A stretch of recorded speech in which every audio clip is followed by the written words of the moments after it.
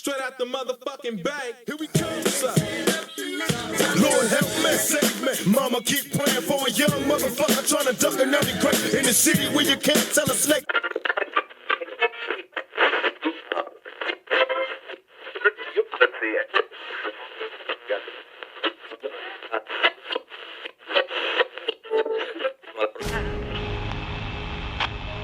This is Crucible Underground, transmitting from deep within the ideological war zone.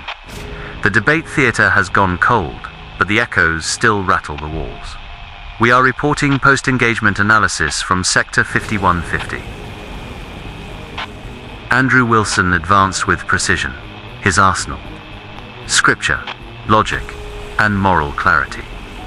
He spoke like a man who'd seen the trenches of doubt and returned with divine coordinates. His cadence sharp, his aim unflinching. Fate culture felt the impact. Kayse Melone floated in on a cloud of melancholic butterflies, trailing existential sparkles and softly humming the theme song to the void. Her vibe: sad philosopher meets pastel daydream. Her strategy: drown the battlefield in rainbow fog and hope the audience finds meaning in the mist.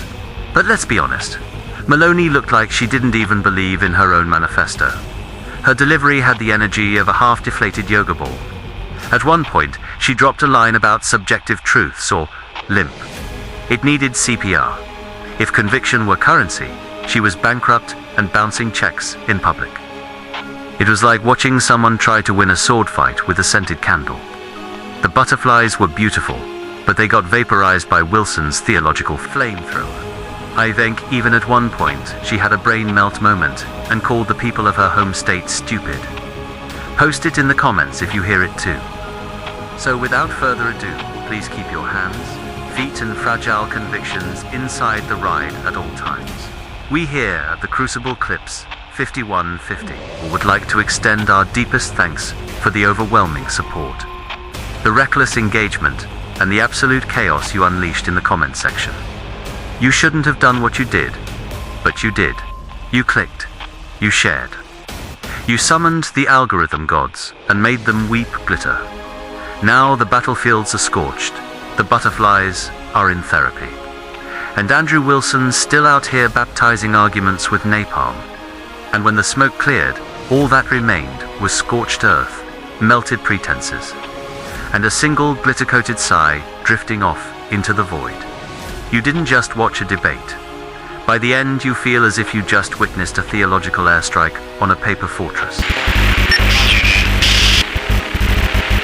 2 Timothy 4:2. Preach the word, be ready in season and out of season. Reprove, rebuke, and exhort with complete patience and teaching. That's the charge.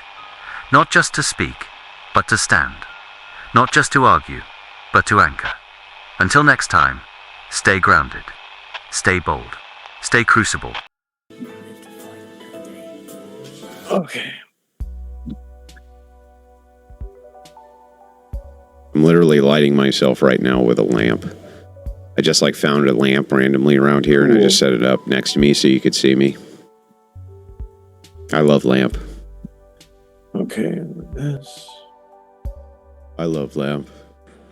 Do you really love the lamp, or are you just saying it because you saw it? I love lamp. I love lamp.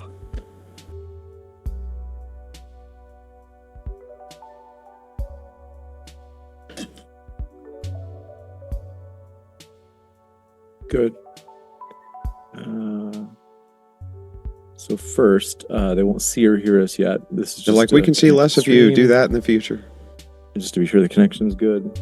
We can Then see way less. I will play like a 15-second ad for DebateCon, and then I will do, basically I'll say, hey everybody, tonight we're debating whether or not Christian nationalism is bad for America, and we're starting right now with Kayse Melone's opening statement. Thanks for being with us. Kayse, the floor is all yours.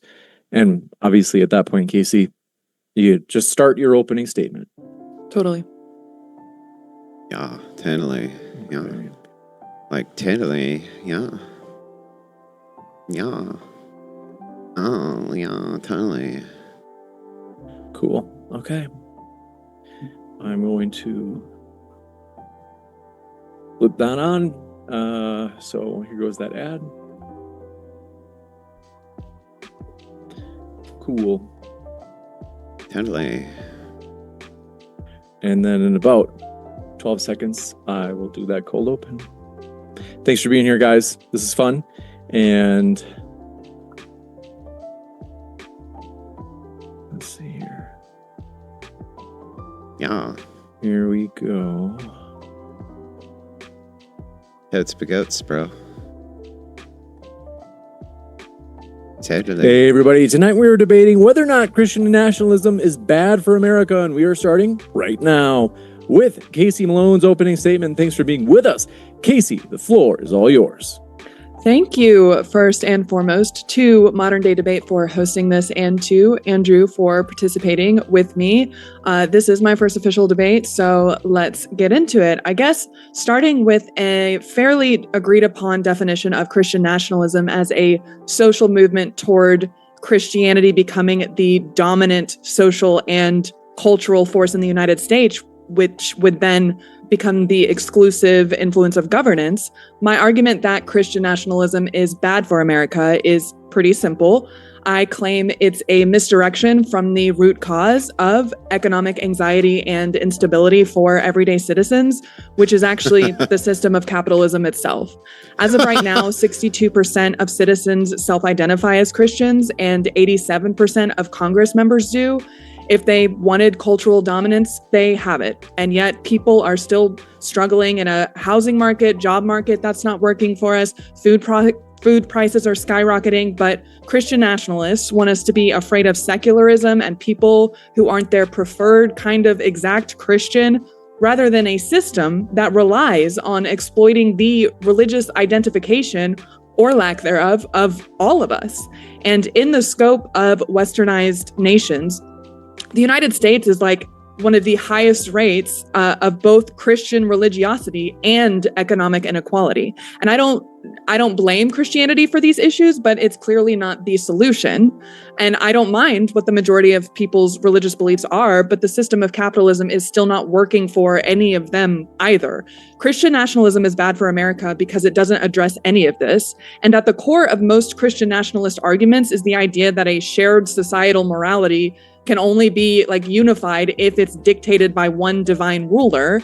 And I would counter that with the idea that I think everyday Christians maintaining some of the same morals as myself, such as walking in love, caring for the poor, etc., are not following those morals because their religion tells them to. I think they maintain those morals because they see value in them, as evidenced by the thousands of Christian denominations that all argue over the correct interpretation of this supposed universal truth. And although I could argue that these same values are derived from the evolutionary drive innate within all of us to protect the species, and especially the next generation, the young, I'm not actually concerned personally with whether Christians or anyone who's religious want to label the source of their morality as divinely inspired. That's fine. I care more about seeing the applications of these shared human values, and Christian nationalism does not showcase that at all. It is focused on a fear-based perspective of people who do not fall in line with the resulting conformity of everyone believing the same thing, which, by the way, is not a rational world to live in or to ever expect to exist in the first place. The beauty of the human spirit is that there will always be a plethora of different backgrounds, experiences, and even, beliefs. And I don't think that's ever going to change, and Christian nationalism doesn't account for any of that. So in that sense, it's not only bad for America because it's too focused on problems that don't actually mean anything productive in the material world, but it's also completely irrational. If Christian nationalists truly believed moral decay came from turning away from God, they might consider that the greed of corporate capitalism and these corporations and these billionaires is the most consistent violator of their proclaimed Christian ethics. And instead of confronting a system that thrives on debt, overwork, disconnection between us all, individualization, all of it, Christian nationalists would rather blame secularism or feminism or gay people or anyone who doesn't fit their mold of moral purity, because the movement of Christian nationalism relies on exclusionary principles against people who believe differently, which has time and time again proven to lead to the exclusionary distribution of resources, which is what really matters here. The whole concept tells the hardworking everyday people in this country that their enemies are people who have different religious or ideological beliefs, when it's really the economic design holding them and everyone else back from their own health and happiness. The social movement I would rather advocate for, which we can design together, is one focused on material economic justice for everyone, Christian or otherwise. I am focused on the shared humanity of everyone on this planet. I do not care who you are, what you believe, what you look like. I think you matter, and I think you deserve equal access to housing, food, shelter, and healthcare. While I'm here to argue that the social movement of Christian nationalism is bad for America, the individuals who identify as Christian nationalists, Andrew here included, are not my enemy. The system of capitalism is. Thank you very much for that opening statement. And folks, if it's your first time here at Modern Day Debate, I'm your host, Dr. James Coons. We are a fully neutral debate platform. And if you didn't know, as you can see at the bottom right of your screen, DebateCon, our 2-day debate conference in Nashville, is happening in... It's just roughly 3 weeks. Folks, get your tickets at the link in the description box. As you can see at the bottom right of your screen, $239.99 for the starting. And now this is something really special for tonight.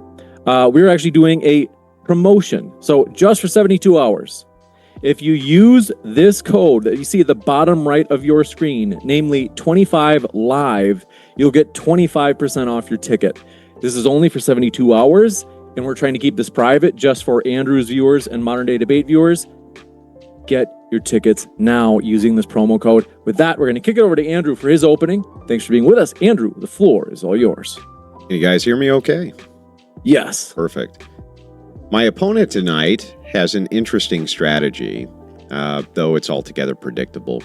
Her premise, not unlike many other progressive harm reductionists, is that Christian nationalism or Christian populism leads to fascism or forms of fascism.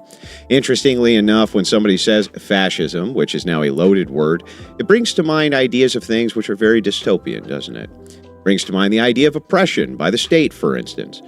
Things like checkpoint IDs by the state and show us your papers, like what the left pushed during the lockdowns with the COVID passports and COVID travel papers. Even COVID work permits with the suggestion of not being able to travel without your papers being cleared by the almighty state. It brings images of forced garment wearing by the state in order to single out people who might push against state authority, like the secular leftists did with mask mandates. Gives the idea of the state shutting down your business or place of worship whenever they want, like the leftists did in their leftist states during COVID-19. It brings into your head the idea of people having food shortages and processing issues and restrictive medical care, like what the left demanded be imposed during COVID-19. Which is why it's interesting to me, leftists never want to talk about what a fascist state looks like, because it brings up memories of what these fucking lunatics did to us during COVID-19. Eerily similar, isn't it? Instead, they focus on total degeneracy restriction as being their pathway to have you believe fascism is right around the corner and the evil Christians are going to deliver it. In fact, this ideology of my opponent is so weak and Christian nationalism so easy to defend, all I have to do is use 2 words, us too. She says, we want the authority to decide the curriculum of what children read in public schools. Great, us too. She wants control over who gets married and who doesn't. Oh, us too. She wants to decide what the future looks like through legislation of laws which affect everybody. Us too. She wants to determine what behaviors are state protected and which are hateful. Oh, us too. She wants to reduce harm based around a particular worldview. Us too. She wants to have legislation around abortion using the state. Oh, fancy that. Us too. She thinks only her side can rule morally and set an agenda which benefits everyone. Hey, us too. She thinks her ethical system is superior and wants to impose it via legislative bodies. Hey, guess what? We want to do that too. Everything she wants authority for, to legislate for, in her worldview demands one thing, power. We also demand to have power and legislate for our agenda. And that's it. It's really simple, isn't it? We can also use 2 other words to describe this phenomenon from leftist lunatic fascist baiters. The 2 words are, oh no. You want to legislate there are only 2 genders. Oh no. You don't want males playing in female sports. Oh no. You don't want to stop mass migration? Oh, no. You want to ban abortion except in life-saving scenarios? Oh, my God. Oh, no. You want to ban porn? Oh, no. You will ban 18-year-old girls from sticking objects up their assholes online for money? Oh, no. Oh, no. Oh, no. Will you stop these pervy old men from fapping to these girls in their basement by banning the source? Oh, no. Oh, no. While my opponent attempts to vilify my worldview with these things, just note, these are their actual complaints, not the dystopian things you would think they would try to push, but rather just righting the wrongs of current secular leftist policies. Yes, secular leftist policies. Yes, I'm sorry, under Christian nationalism, the days of mass degeneracy pushed by leftists will unfortunately be over. My God, those insane fascists. How will we ever get by without mothers across the USA having to beg their daughters to not get gangbanged by 5 guys online for money? I'm totally sure everyone's going to miss that. And that's all this ever is. It's freedom to do the most degenerate shit possible. They don't actually care about the, quote, dystopia because they never talk about it. Because there isn't one. And when there was, it was them imposing it. That's what's so funny. They only care about the right of a man to eat another man's ass and get monkeypox on their face because that's America and that's freedom. Well, I'm very sorry, but the adults are here now, and unfortunately, the party is over. I'm very sorry we have to ruin your fun time destroying everything we love and being a bunch of fucking scumbags, but we're going to have to, and there really isn't anything you can do about it ultimately because people don't want to live like this anymore. Christian nationalism is the proposition that Christians maintain moral majorities and dominance in culture. Because of that, your super fun degen time is unfortunately over. We have every bit as much right to rule from our worldview as you do yours, and there's nothing you can do about it anyway. You demanded a democracy, and that's what this looks like. This is what democracy looks like. Social movements where Christians are in dominant political and social power structures. I agree with her to the definition. She's worried about Western income inequality. Interestingly enough, she says we need to address millionaires and billionaires. Where was she addressing the millionaire-billionaire NGOs who just funded the No King's Day riots on the first round? Where was she when they funded the No King's Day protest most recently? Hundreds of NGOs backed by millionaires and billionaires. I got all of their names here. There's hundreds of them. Did she say a word about it? Probably not, because, well, that's justice. As long as the millionaires and billionaires are doing what they want, they don't give a shit. She says, well, there's thousands of flavors of Christianity. So what? There's thousands of flavors of secularism, too. She doesn't care if our morality is divine. Great, it is. Fear-based. She says we have a fear-based perspective. What is she doing here? She's telling all of you to be afraid because of the Christian nationalists, evil Christian nationalists aren't going to let you be communist. That's it. They're not. I believe when she says equity, social justice for all she's saying is that she's a tanky commie, probably, or something akin to a tanky commie, right? That's what they all are. It's irrational, she says, because of corporate greed. We just addressed that with millionaire and billionaires. The social movement that she wants is economic justice for everyone. What does that even mean?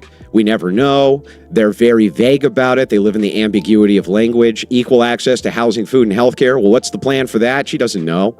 Right? They never know. They want to have the conversation about it. What conversation do you want to have about it? Can you give me a PowerPoint plan for how you're going to give equal access to housing, food, and healthcare to people? No. You just ignore how the world operates. Unfortunately, the adults are now in the room, and you're going to have to deal with it. And the idea of the social degenerate paradise that all of you dumbass leftists always are advocating for is now coming to a close. And that's my opening statement. I appreciate both of your time showing up to this debate. Round 1, fight! I'm happy for you to go first with your cross-examination, as I'm supposed to be defending Christian nationalism here, and then I can go with a cross-examination a little later in the debate if you would prefer, to be the most charitable I can possibly be. Yeah, clearly that was incredibly charitable. That was fascinating. Thank you for that. That was a lot. It's interesting, like, okay, well then, you know what? Hang on, I'm sorry. Then fuck you. I won't be charitable, and we'll just get into the debate. I was just playing. It's no, okay. I'm just playing too. You were calling yourself an adult, and I'm an infant. That's fine. And if you're gonna act like one, I'll treat you like one. If you want. You are a cunt, a big fat stinking cunt. Say it ain't true, but I'm here to tell you, you're a motherfucking cunt. You are a cunt. Her Her Oklahoma bowl cut mullet was so genetically precise, I'm pretty sure you could trace her family tree with a dartboard and still hit 80% of the branches. Now, if you didn't get that joke, don't worry, genetic drift might have skipped your branch too. Symptoms include bowl cuts, circular reasoning, and a family reunion that doubles as a census. Have an adult debate and you want to do a cross-examination, I'm here to do it. I didn't interrupt your opening I statement. think it's interesting because there are a lot of things that you claimed that I said, which I didn't say at all. I didn't use Never the word claimed fascism. you said any of these things. You used you said fascism I in your used most the word fascism. Would you like I the did not- video where you just most recently said Well, but it wasn't in my opening statement. It doesn't need to be in your opening statement for me to know your worldview inside and out. You recently released a video where you claimed that Christian nationalism leads to fascism. True or false? I think that True or Christian false? nationalism True or false? Start with leads that. to the lack of awareness about economic inequality in this country, which does result in a fascist authoritarian personality. So it leads to fascism? Did I just say that? Yeah, Yes. I think it leads to Yes. fascism, but it's not because So then what did I think get that wrong? Christian ethics lead to fascism. Then what did I I- think that when we use Christian nationalism Yeah. as a social movement to distract everyone and claim all this moral panic and this moral outrage, I didn't bring up half the things that you talked about, and I hardly ever touch on a lot of those topics. Do you realize that my job here is to defend my worldview? It doesn't matter to me that you don't bring up those arguments. What matters to me is how I defend my worldview. I'm explaining that, expressing what? An that your offense? worldview, Against an that your offense, which worldview, would be your me worldview led to all of presenting these something? things. Your worldview led to all of these things. Your specific harm reductionist worldview. You want me to prove it? I'll prove it right now. Let's start okay. with this. Abortion. Are you pro or against abortion? I'm not going to Pro-abortion, do right? tit for tat like that. I think You're that not the gonna- question you're was, not gonna is tell us? Christian nationalism bad for America? Uh-huh. The answer is yes, because Why? I don't think it's going to lead to any kind of utopia. You're talking about utopia too. I've No, heard I'm you not. talk about on other platforms you that the end of this 300 long end game is to have everyone believe the same thing in Christendom XYZ. So? And I think that that's not living in reality. The idea that everyone's Sorry going to about your believe the same feelings. thing is not even realistic or rational in the first place. I'm over here trying to communicate that there might be a system in which everyone can believe different things, but focusing on the fact that we can still all have an equal distribution of resources. I don't care what people believe behind Okay, the that you scenes know of what? that. That's totally fair. So let's start with this. In your future that you're advocating for, can 18-year-old girls stick things up their ass on OnlyFans for money? That's a fascinating job. Can you ask? That is a Can you fascinating answer job. my question? You know what? I actually Can you know answer that my you question? care. I'm getting there. You're never going to answer the actually know question. You're that just going to you have a filibuster. I know that you have a very serious problem with mass pornography and the exploitation that comes with it, and I actually do Just too. waiting for the but answer. I don't think that Yes the or no would be problem fine. of mass. I'm getting there. I thought this was us talking If about you our could ideas. just, it would be great if you would just So actually answer the questions like I'll do for fact you. That there is such a high religiosity in this country, as evidenced by. Are you so going to many different outlaw places. 18-year-old girls sticking things on their ass on camera or not, lady? Answer the fucking I question. understand. Can you It's answer okay the to get question? Oh my emotional. God, it's going It's to be okay a to get filibuster emotional. debate. It's Whole totally debate's okay. going to be just be you filibustering, isn't Feel it? your feelings. Answer the Calm down. question. It's okay to get Answer emotional. the question. The mass Answer production of the what was question. Hold on. All What right. was Is that? it, are, let's in hold on your one sec. future, are you going to outlaw 18-year-old girls sticking shit up their ass online so that men can fap to it for money or not? Okay, Andrew, Answer the question. this is such a Answer redirection the of what I've been question. trying to talk about. Answer the question. The problem with the mass Answer pornography the- industry is not about whether or not 18-year-old girls are putting whatever content they want online. Are The you going to ban it problem or is not?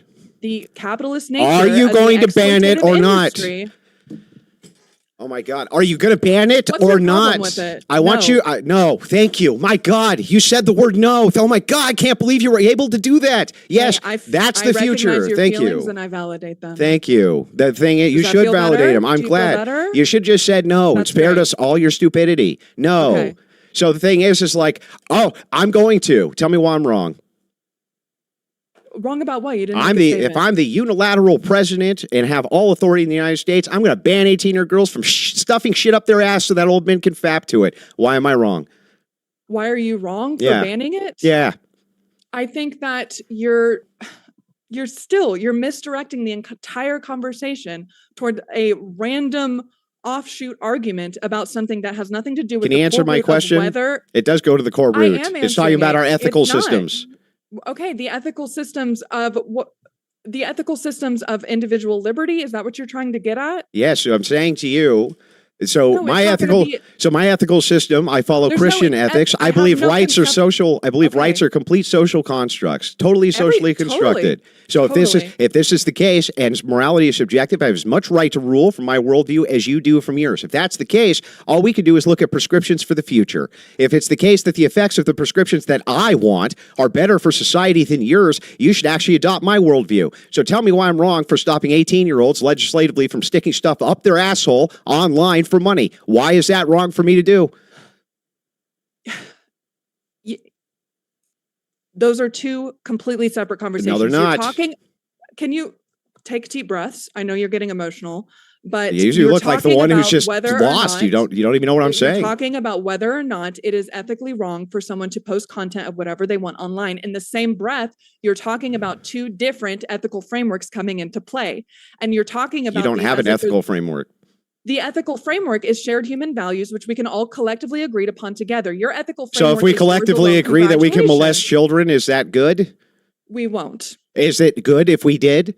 That's insane. Is it good if No. we did? No, No, okay. because But it's if a you're shared, then talking your shared about- ethical framework now makes no sense. I thought you just said as long as there's a collective of shared social frameworks, we come You're up totally with the trying ethical to do system. this whole moral panic thing, and you're doing the slippery slope where it's like, There's not oh, a well, s- if we have, is that a do you- slippery slope or a direct question? With your wonderful, perfect, amazing Christian ethics, does that mean that any Yeah. premarital sex, like, you know, actually, can I just say something first of all? You've been saying a lot. Totally fascinating how absolutely obsessed with sexuality you are. Like that. That's Are you I you're here to didn't- I psychoanalyze barely- me? I Are you barely gonna mentioned psychoanalyze sexuality. me, I Freud? talked about economic instability. Are you gonna I talked psychoanalyze about me, people not Freud? getting the food and the shelter and the Yeah. clothing that they need. That's And nice. you're like, but what about OnlyFans? That's nice. a crazy take. No, it's That not. Has It's nothing to do with it's a what I was talking comparable. What about. we're doing is we're trying to compare the effects of future ethical systems. The future ethical system that I have, where I ban all this degenerate But it has shit. nothing to It do. does, because I think your only complaint with my system is that I'm not going to let the gays eat each other's asses anymore. I think that that's literally your entire problem. Is I don't want people to stick the PP in the my poo-poo. entire problem is that is your focus, and I don't think it matters as much as everyone getting enough food. Oh, well, that's great. I'm glad that who's It's so starving? fascinating Who's that starving a in the lot of- fattest country in the world, lady? Who? It's so fascinating. Who's starving that- in the fattest country in the world? Who? I'm sorry, what? This is the fattest country ever. Who's starving here? In fact, if you could tell me one person who's starving right now here in the Okay, United for States, health and I'll go get wellness. him a food. I'll get him. I'll reach down a meal right now, right this second That live. would be great, Andrew. Then I tell think me that one. At the end of the day, the economic inequality in this country is incredibly greater than a lot of other westernized nations. That's totally verifiable. You can do a That's not quick what you Google just said. check. You just said that people don't have It is access what to I said. food, and they do Economic have access to inequality. food. They do not. Yes, Snap they just do. Yes, Snap they just do. got totally defunded or whatever. Oh you my wanna call God! it. You're not going to be able to go buy fucking gallons of cherry Coke and down it by the mass anymore with your SNAP food benefits. Oh my God! Oh no! Oh no! How calloused are you? That's to the not people who callous. are to the That's people not who callous. are struggling in this job market, in this housing market. I get it. I get that this is your. Is that it? It's stick. just moral. that's- It's just moral outrage from you the entire time. How callous are you, Andrew? Where's your empathy, Andrew? I have moral outrage. Yeah, tell me That's where your it is. Tell me where it that's your is. Entire basis. Can you for your tell me? platform. Can you tell me where it is? No, the entire basis for your It platform is. is moral panicking and saying that people aren't getting enough food. They are. They are getting enough food. We're fatter than we've ever been. What are you talking about? On top of that, I would like for you to tell us if you have a you and I- proposition that's going to be more morally comparable going into the future than what I propose with Christian nationalism, and just told you all of the things that I'm going to ban. If you have a society that looks better than that one, tell me what it looks like. Go ahead. A better society than the one we have now, which is essentially Christian nationalist. Congratulations on How? that front. How is it Christian Um, nationalist now? Because they have the social and the social and cultural dominance leading to that sort of governance. Then how come porn isn't Congratulations. banned? Is that because that's Christian? What That's a Christian great nationalists question. want? There's been extensive studies about the nature of a repressive society that bases everything on exploitation of, guess what? capitalistic systems in order to push out as much porn as possible because they don't care about who's being exploited and about what 18-year-old girls are online or about whether or not kids Well, can neither do you. porn. You just said you wouldn't ban it. You just said you wouldn't ban it. You don't care either. I'm working You don't in care your either. ethical framework right now. I'm working in your ethical framework. If you Okay. can kind of keep up with that. Okay, I'm trying. So according to your ethical Truly, your intellect framework, is dizzying. all of these things are totally, unacceptable. And I can agree with some of those points, right? Yeah. But the reason that we have such a huge industry of porn in this country is not because of secularism. It is because the system of capitalism with no checks on the corporations that push out all of this porn is able to just go unchecked. That's what it is. It's capitalism once again. So it's not because a bunch of leftists. So it's not because a bunch of trying to moralize something that is an economic system. I just let you talk. I didn't interrupt. So let me ask you this, because this is really weird. I could have sworn that it was a bunch of leftists who were demanding that porn be unbanned under Larry Flynt and the entirety of the case around him, and that it was part of women's sexual liberation and secular leftists who were pushing that women's bodies were allowed to now be freed. If they wanted to show them to everybody for the exchange of money, that was their business. I didn't know that had anything to do with Christian nationalism. Where was Christian nationalism saying that pornography was okay, that the exploitation of women was okay, that young girls would be allowed to undress on camera to lecherous old men? Can you show me any Christian nationalist movement which has ever made such a proposition, or one that does right now? Anywhere, ever? First of all, I didn't blame Christian nationalism. Second of all, I am okay with the concept of people posting whatever they want online as long as there is not an exploitative system behind it and there are checks to protect children, to protect workers, all of it. Okay. The concept of people doing whatever they want is great. But now you're getting into the I don't think it's great. The point of governance is in the first place. I don't think it's great, though. I don't think that the concept That's of people. Fine, so don't consume Can it. people walk around naked? What? Yeah, they can do whatever they want. I'm asking. That's what I'm asking you, like, sincerely, just for a basis. No, people can't walk around naked. No, that's right. The point of governance. Like, what do you think the point of governance is? The point of government or governance is to have an imposition of the ethical framework and system of the people's demands, generally, at least under a democracy. Okay, I can kind of agree with that, like an administration of the collective will. Under a democracy, yes. Other forms of government, that's not the case. Totally fair. Totally fair. Okay. So your question was, what, can people walk around naked? Yeah, well, and your will says no. Okay, but in your framework, most areas, but I am totally okay with, like, closed off 18 plus nude beaches. Yeah, whatever, great. That's fantastic. But here's the thing, right? If the collective will changes, right? Because secular leftists say, it's because secular leftists say, you know what? There's not actually anything wrong with adult men and women walking around naked in the street, right? This is like some archaic Christian nonsense, right? So we want to change that so that people can walk around naked. In that case, if that were the case, let's say in 20 years, 30 years, something like this, I can show you states where it's the case now. Would that be something you would be in support of under your system? First of all, the Christian ethical framework also shifts. So I think you're proving the evolution. No, it doesn't. Yes, it does. No, it doesn't. Yes, it does. The Orthodox Church hasn't changed in 2,000 years. My baby. The expression of Christian ethics 100% has shifted over time. Yeah, because a bunch of lunatic leftists have been infiltrating the churches for the last 40 years, saying things like, "Oh, LGBTQ is fine. Put rainbow flags up and shit like that." Yeah, not because like maybe there's not a universal truth. Not because Christians themselves. So you just said that you didn't mind in your opening statement if I think that all laws are divine and that Christian ethics are divine. You had no problem with it. Now you have a problem with the universal truth. Is it a universal truth? Is it a universal truth that men can be women? I don't have a moral problem. Is that a universal truth? I can still think it's completely irrational. Yeah, is it a universal truth that men can be women? Is that universally I was wondering true? when you would get to that. Is that a universal truth? What's the question? Can men be women? I think people can be whatever they want. Now, the real question you're asking, got it. And I will answer they can it be this whatever way, they want.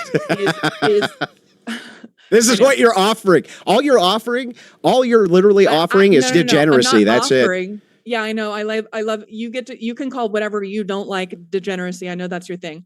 But what I'm talking about what do you call degeneracy? For the importance of I'm not advocating for the importance of people's consenting adults' sexual actions in the privacy of their own homes to matter when it comes to whether or not, again, Christian nationalism is bad for the country, not because I think Christianity or I think everyday Christians are at fault for everything wrong in the world, but it is the movement as a social movement is a complete distraction from all of the actual issues that we are not.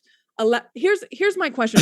I like sincerely, if the dominant social movement or like the dominant social and cultural force in this country were atheists, do you think the corporations would still act the same way, or would they probably promote more like atheist, whatever? Because you're talking about all of these ways that secular leftism has infiltrated everything, and I don't think that is necessarily because anyone out here is like, oh, we're trying to take away the rights of Christians to work. I think it's because corporations will do whatever they can to profit, period. And so the values system that I am promoting, the ethical framework hang on. Can we back up real quick? Over profit. Wait a second. I'm actually confused here. You don't think that secular leftists have been trying to make it so that right-wingers can't work? Are you serious? Can't work? What do you mean? That's what you just said.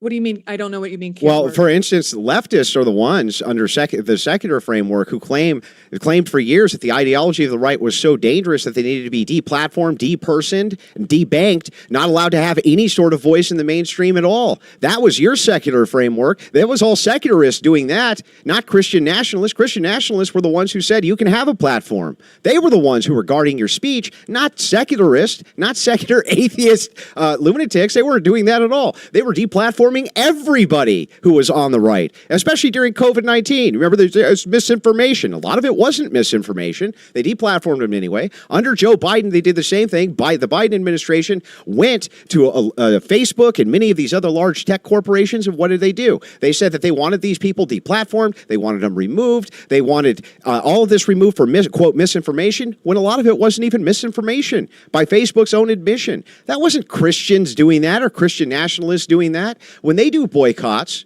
when Christians do boycotts, they do product boycotts. I've not seen yet where Christians are specifically going after people. Clear up until Charlie Kirk was assassinated. It's the only time I've ever seen Christians say, you know what, if you're going to celebrate that on camera, then we'll inform your employer. It's always been leftists who've done that. So again, I did not blame Christians or Christian nationalists for any of that. I would encourage you. Then it's your fault. I'm blaming you guys for that. Yeah, no, I know. That's the point. I'm blaming you guys. I'm telling you that the actual issue here, the people that you really need to be blaming are not secular leftists, whatever. They're the ones demanding it.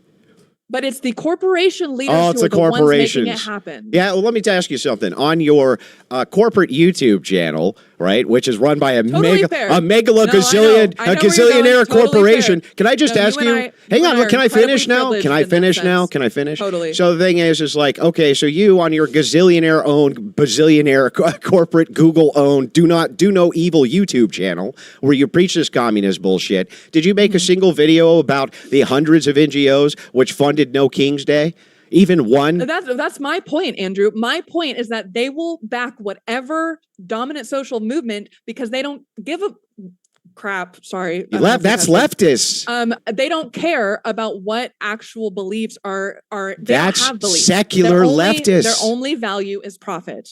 That's secular. Listen, that's a secular leftist movement for the same things that you're talking about. Equity, egalitarianism, equality. That's what No King's Day was all about, right? It was this massive multi-million. Don't care. Yes, I agree that there's a profit. I agree that there's a profit motive. I'm asking who's actually the one utilizing it. It's not our side. It's your side that's always had the corporate donors.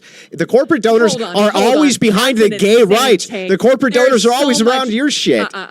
There's so much verifiable evidence of televangelists getting bukus of cash. That's an insane take. Both sides are equally okay. No, they're not equally. They are totally both funded. No, listen. They are totally both funded just fine. The distinction between left and right. Yeah, okay. Here, I'll just give you one. Again, the last No King's Day. Would you like to go through the list of over 500 NGOs which assisted with the funding of that? What about the actual verified, all of the cash flowing into all of the right-wing commentators online? From who? from from right-wing organizations, from grassroots people who give them tons of money. Which actual organizations are you talking about? Now, if you're talking about like the AIPAC funds, and when right-wing groups are getting money from from Israel and shit like that, totally agree. That needs to be cut off immediately. Under Christian nationalism, it would be. But the left, they're also getting tons of money from Islamic groups like CARE and others who are on the Palestinian side of the conflict, being exploited just as much, and that's still not even the big corporate donor money, which, by the way, is influenced by academia. Most of the way that corporations utilize their think tanks in order for profit motivation or to understand profit motivations, they use what? Sociological studies. Academics are the ones who provide that for them, and the left is in charge of academia. Yeah, I don't think that the utopia that you're promising us here under your secular ethics, if that's the case, we see it right now and it sucks. It sucks. Look, the idea, hang on, almost done. The idea that we can't, for instance, implement bans on pornography, that we can't, for instance, say, okay, when it comes to marriage, it's between one man and one woman because we want to see the birth rates heightened. The fact that we want to eliminate mass migration into the nation, which is to the deficit of almost everybody, right? These are things that we're proposing. What even are the things we're proposing that you have a problem with here? Okay, going back to everything you just said, I'm pretty sure all of it can be traced back to still the value ethics of profits over people, which I'm not arguing is Christian or secular, okay? I'm not arguing that it's any religious or otherwise, alignment there. But the profit over people is totally why, whatever you were saying about academia. Then what's the argument against Christian nationalism? The argument is that it is a distraction. As a social movement, it is keeping us all distracted. That's you it? and me both, babe. That's it? It's just that it's a distraction?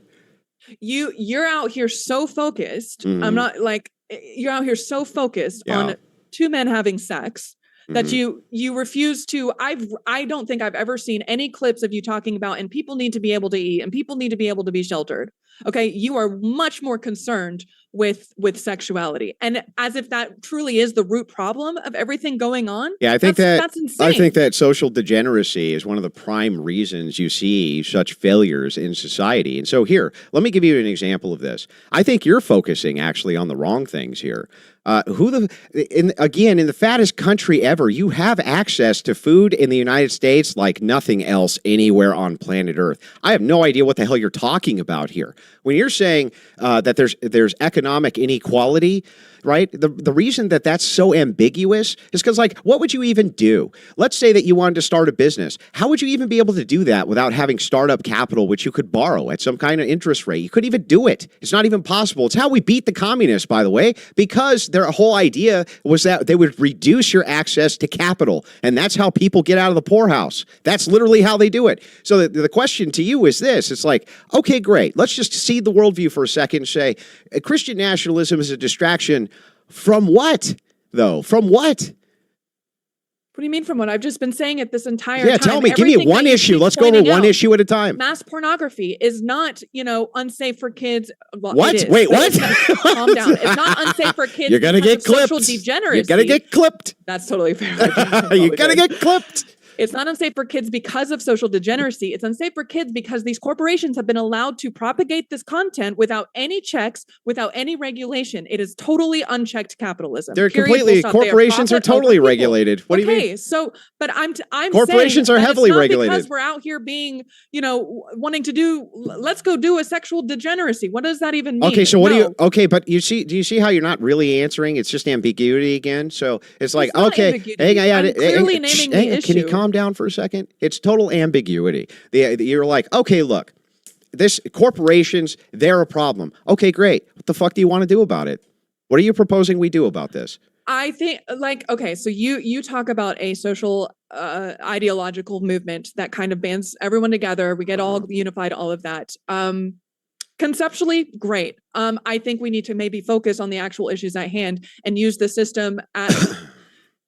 There's a million different ways to attack the angle. I'm not an expert on that part, but I would say that starting with the reshift of everyone's focus away from what everyone's doing in the privacy of their own homes and into, hey, they're not doing it in the privacy of their own home. And by the way, if you're doing drugs in the privacy of your own home, we regulate that too. We can regulate behavior that you do in the privacy of your own home. You can do black market stuff in the privacy of your own home. What's your point? Like, You're still doing it. that's silly. You're still That's still silly on its redirecting. face. But I would like to know specifically, corporation evil. Give We me need more specifics of what you're going to do about this. We need, at the very least, more social welfare programs, and So I know higher that's been taxes. so You just want higher on the taxes? top percent. You know what I love about most And who's- Christian and nationalists okay, who I who are don't- the top percent? Hold on. I've let you talk a lot. Yeah, who are the top percent? A lot of the best the main arguments for a lot of Christian nationalists I've seen is like, well, what about the economic prosperity of the 1950s? What about everyone having more, mostly white people, more access to homes? Damn and those all of white this people. stuff and all Damn of them. this stuff. And they're not including the 91% tax rate of the top tax bracket in this country into their equation. And they're saying, well, what's different? What's different now? That's The lack because of taxes on I'm the sorry rich, to be the period. one, the bearer of bad I'm news sure you've on got the 91% tax argument from the left, but almost none of them paid it. Sorry to be the bearer of bad news. Almost none of them ever paid it. And you know why? Because they're the ones That ultimately. seems incredibly convenient. Well, the thing is like, isn't it? And this is why. It's because right now in government, Capitalism. and you're great. No, it's not because of capitalism. It's because It is. inside of your great democracy, what's happened is this. In democracy, you can't tell people that they can't accept money to run for office. You can't tell them that they can't do that because it's democratic. You can do what you want. So here's what happens. These lawmakers in Capitol Hill, they don't actually make any laws.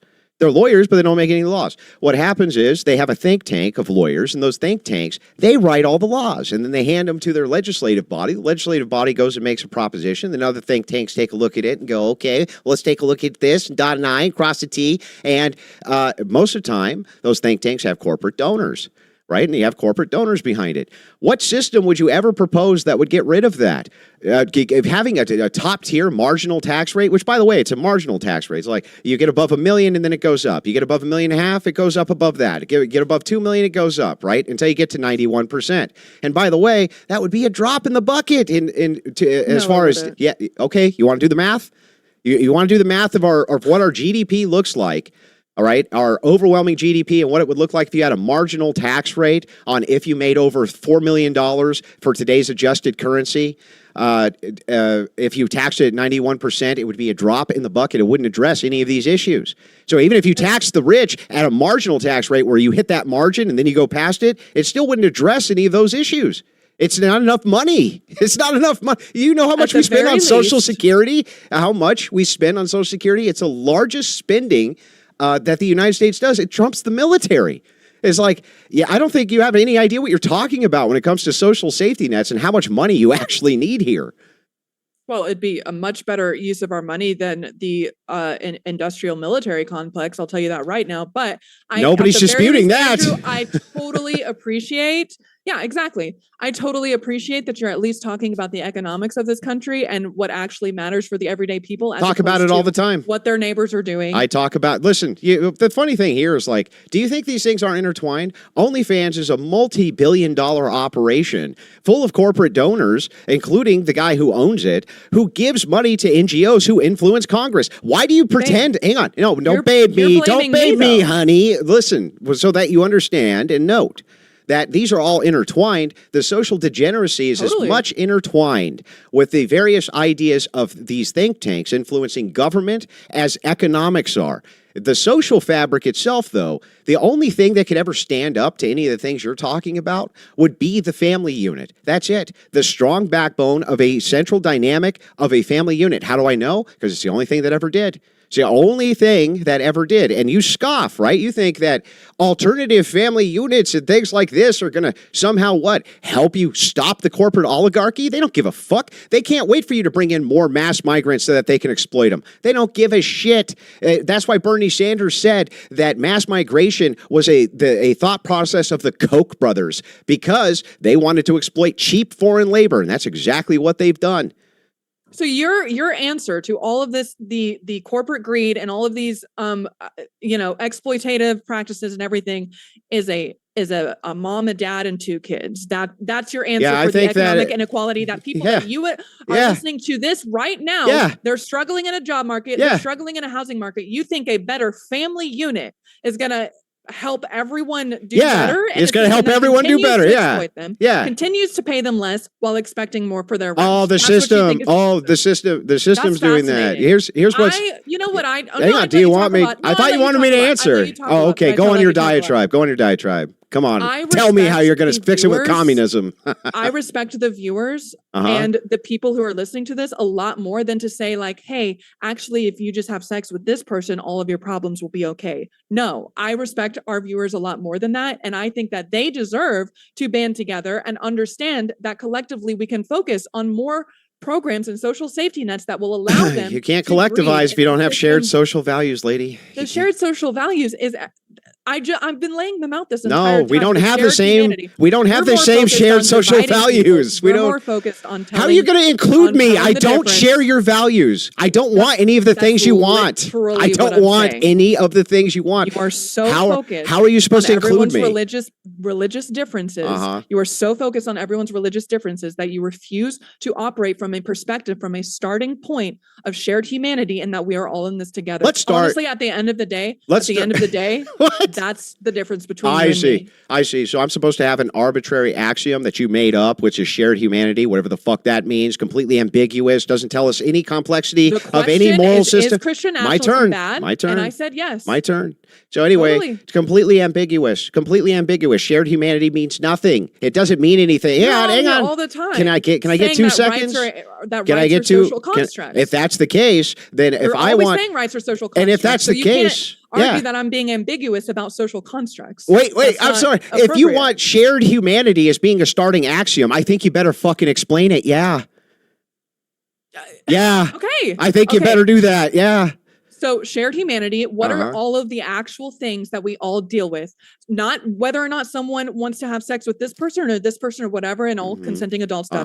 da. Uh-huh. The actual shared values that we all have is, hey, I want to feel safe, I want to be fed, and I want to participate in a meaningful way in a society, aka Those aren't shared values we all have. have. You just made it all up. But at the very least, it's a much more shared value system than whether or not there's a God, than whether or not homosexuality is a sin. No, 100% more unifying. most and you're of the focused on most more of the world divisive concepts. most of the period. world is much more unified under the idea of God than whatever crazy system you just proposed. For instance, there's 2.5 billion Christians, right? You know how many secularists there is when we compare it to Islam and then other religions? Religion is the dominant force for shared values, not secularism. That's one. And two, you're still being completely ambiguous. And when you gave me all these things which are shared values, they're not shared values. I don't share. totally are. You can't collectivize with me because I don't want to. I don't Because want you don't to. care. Oh, so you're saying you don't care about housing and food and shelter. Is that what you're saying? I Just to do. be clear? Here's the thing. It's funny, right? It's No, like because you just said that you don't share those values. I That's don't exactly what you said. Yeah. You're talking about a hierarchy of needs versus value structures. Like, We are not do I meeting need to the drink hierarchy. water? Do I need to Thank you drink for water? bringing up- Yes. Thank you for bringing up Yes. the hierarchy of needs because you're focused 3 steps ahead about whether Uh-huh. or not there's a God. Meanwhile, people's base pyramid needs are not met. And I said that those Which matter ones? the most. Those matter. Food, Which ones? Shelter, clothing, da. Okay, let's get I said into that those shelter. matter the most, and you just said no. Let's You get said in. that those do not matter. Yeah. to Let's you. get into shelter first. So let's start with this, right? So in your hierarchy of needs, are you aware that most homeless people suffer from significant mental illness, and that's why they're homeless? That's an insane jump. Okay, how? That's your take. Your entire premise here is that you want to talk about the hierarchy of needs and that people aren't I getting don't access to think- food and shelter and that all this I is a don't- distraction. So let's talk about it. Let's talk about I- the mental illness system and the is not drug smart. addicts, and You that's wanna why talk they're about homeless. Mental illness. Yeah. That's, okay. Yeah, So let's mental talk about illness it. Is a result of guess what? What? All of these basic needs and securities. Period. So you're flipping the No. script and you're saying that mental health leads to these things. No, these things lead to mental Do you health. want to know what Yes, they do. what is the biggest common denominator that you will find or religion between itself leads to homeless mental health between issues, to be hang totally on. honest. I'm glad we finally got here. Do you want to know what one of the biggest correlating factors is between homelessness and mental illness? Is single motherhood. And you will find that, and I can give you this. Hang on. And I can, Because the hang on. system is Stop. designed a certain way? Okay. Stop. I'll let you talk if you let me talk, because now we're getting to the meat of things. So the thing is it's like this. Single motherhood is the biggest direct link. So when you ask me, you say, hey, Andrew, are you seriously trying to make the audience believe that having 2 parents in the home under some kind of economic stable conditions where they have a wholesome family is actually going to be helpful for their economic future? You just conceded that it would, lady. I made no such concession. Again, I reverse it and I blame the system for the fact that single mothers cannot get their basic needs met, period. Oh, it's single mothers can't get their basic needs met. We're out here villainizing them instead of some Christian ethics you are. I at least have a lot of respect the Christians they can't get their needs met. The poor than whether or not 2 men are having sex, which again is clearly your top priority. That's funny because we're not talking. Are we talking about that right now? Are we talking about the single motherhood epidemic, which leads to homelessness and drug addict and self-abuse and self-harm and all of the various correlates that we find with single motherhood, including homelessness? It seems to me like if you really wanted to address the homeless problem, going to the system, which already gives them tons of social welfare, gives them houses, and then they ruin the fucking house they're in, destroy it. Hang on. Calm down. They literally will destroy the houses that they're given. In fact, there's been experiments. YouTubers have gone out, found homeless people, gotten them houses, and watched them destroy it within a couple of weeks because they're junkies. The thing that's really funny about this is like, look, you want to really combat that? You want to really combat homelessness? Start with how home dynamics work to begin with and what happens when you have mommy and daddy and they try to teach their kids actual values. Do you know what the success rate of those children are when they have intact 2-parent homes? Oh, man, it's wildly successful in comparison to the alternative. You're not addressing these issues. You're just asking the state for a fucking handout. I'm not asking this. Yeah, it's very easy to go straight to, well, since this is built as a meritocracy, then people need to earn X, Y, and Z. I totally get that. That's true. Again, they do. Yes, you're right. The system is totally designed for the nuclear family unit to thrive more than anyone else. That's why I actually think you and I might agree. I don't want to put words in your mouth about the institution of marriage not really being the state's business, X, Y, Z, but there's so many and so yeah, the system is totally designed for the nuclear family unit to thrive above all else. I agree with that. Good. I'm seeing that as a problem. How's that a problem? What happens when there is abuse? Are you seriously blaming every single mother for her situation? Because that's kind of what it sounds like, and that she doesn't deserve the social safety nets that everyone deserves. You know, it's really funny, right? I would, if you were to propose to me, if you said, let's have an investigatory system where if a woman, for instance, was just being heavily promiscuous and screwing a lot of guys and got pregnant, too bad. Sucks for you, right? You made your choice in life. It was a terrible fucking choice that you made. Other people don't have to pay for your poor decision making, right? Then maybe I would have some agreement. But that's not what you're proposing here. What you're proposing is widening out social safety nets for single motherhood. And the thing that's really funny about that is that creates incentives for single motherhood. And you can see this over and over and over again with this court system stacked against men, for instance. When women go in and get divorces and they're awarded huge amounts of financial settlements, in fact, they own more homes now than men do, not because they bought them free and clear, but because they were awarded them in divorce settlements. It's complete. True. Yes, look it up right now. I'll bet you money right now on air. It's true. You want to make that bet? The reality is, do you want to make that bet? Yeah, I didn't think so. Still saying I didn't think so. Your whole system of investigatory nature of single motherhood, it's such a scapegoat, and you're still blaming individual people. You just told me that the nuclear family works better in this system, and that would do a lot to address the issue, and then at the same time, it's a scapegoat. No, because the system is poorly designed in the first place. And how? What should the system do instead? Give you whatever the fuck you want? What should it do? No. Well. The reality is, what we have now is so based on an unequal distribution of power and therefore resources that we don't even have the starting base. Again, going back to that hierarchy of needs, of everyone's needs met. So going back to, is Christian nationalism bad for America?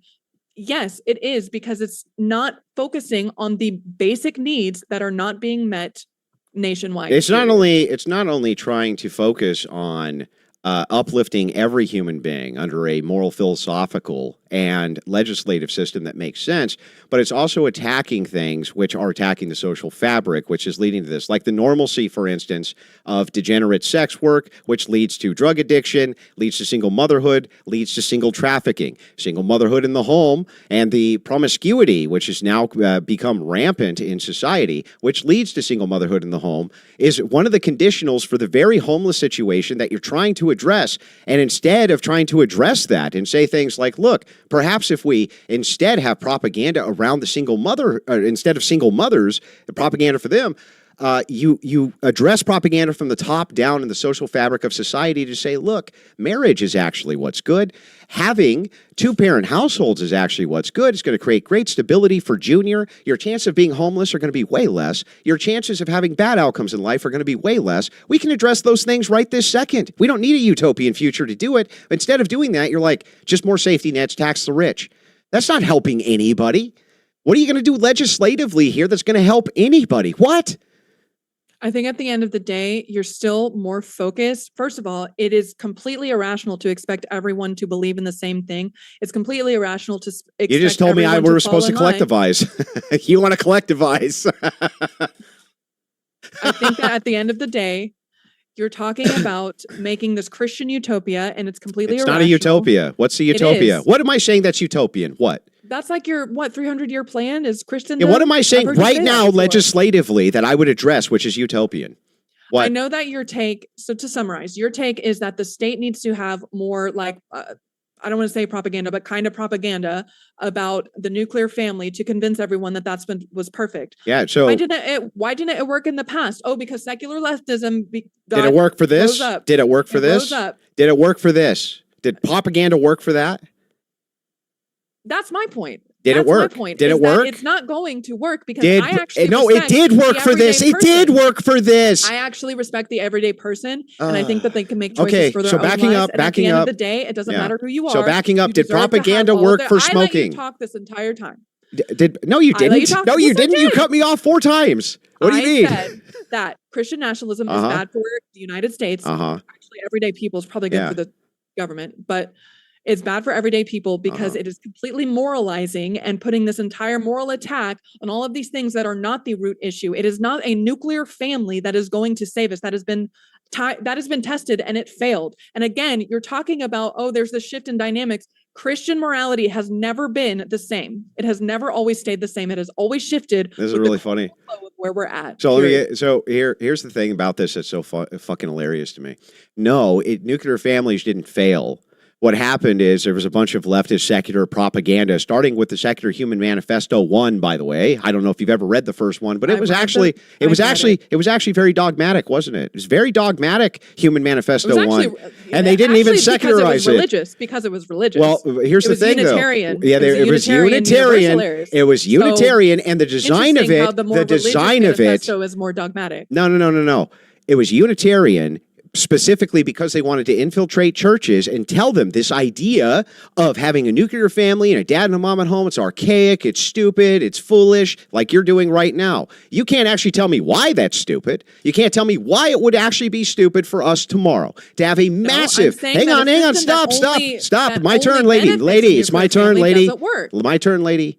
Yes, it does. You're literally appealing to outliers. You're appealing to literal fucking outliers. Almost everybody in the world, everybody in the whole world has a mommy and has a daddy. Secular leftism has this huge pool, and it's not so much an outlier anymore. So according to your argument, now the pendulum's swinging. Now the pendulum's swinging, baby. So here's the thing that's so great. Here's the thing that's so great about this, right? And you still couldn't tell me. You could never tell me why it would be that if I, as a unilateral president dictator of the United States, said, okay, you know what?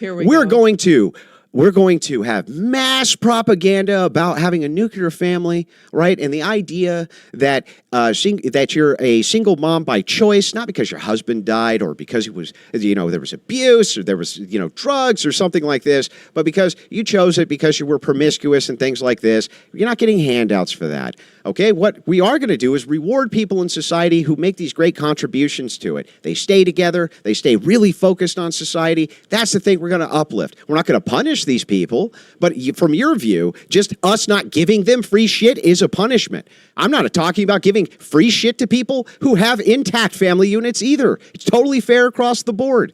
Except if you move society towards that, you're going to end up solving a bunch of these issues. You're going to end up solving the birth rate problem, huge issue that we have in the United States. You're going to end up solving a lot of the degeneracy issues, huge issues that we have. A lot of the corporate mega donors, if you have good intact families, they create good intact communities. That's the very thing, the social fabric that could actually stand up to your oligarchy of millionaires and billionaires. Right now, you can't do it. How are you going to get a bunch of Christian ethicists to go walk hand in hand with a bunch of homosexual sodomites to go, really stick it to these billionaires? If the billionaires are going to assist either side in their worldview, that's what they're going to push. The only thing you have, the only thing you could ever count on is intact communities, which requires intact families. That's what it requires.